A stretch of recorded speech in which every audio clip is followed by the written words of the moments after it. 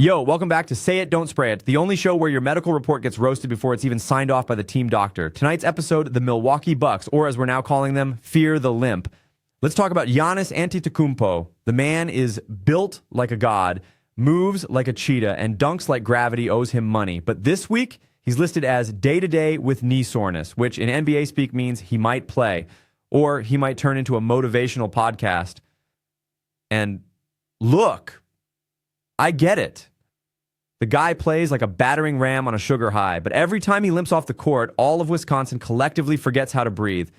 Enter Damian Lillard, Milwaukee's shiny new savior. You traded your soul, your bench, and half of your future to get him, and now he's got an Achilles tweak, back spasms, and probably emotional damage from realizing Milwaukee winners aren't vibes.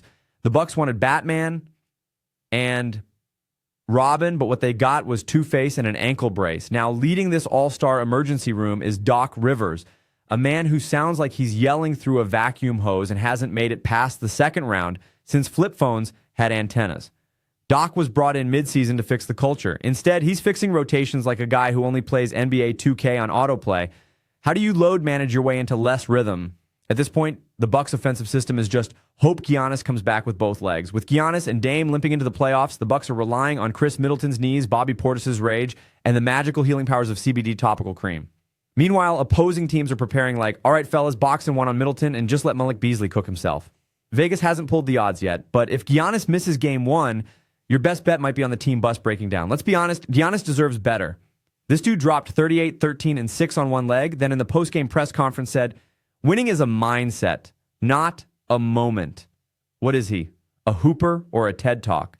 You know things are bad when the most consistent part of your franchise is Giannis comparing adversity to boiling spaghetti. Here's the prophecy.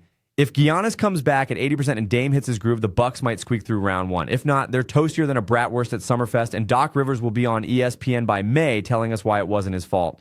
The Bucks went from contenders to, can someone find Brook Lopez, a chiropractor, in 3 injuries flat. So here's my final take. This playoff run might be less fear the deer and more send the deer to physical therapy. I said it. I didn't spray it. Like, subscribe. Ring the bell. I'm out.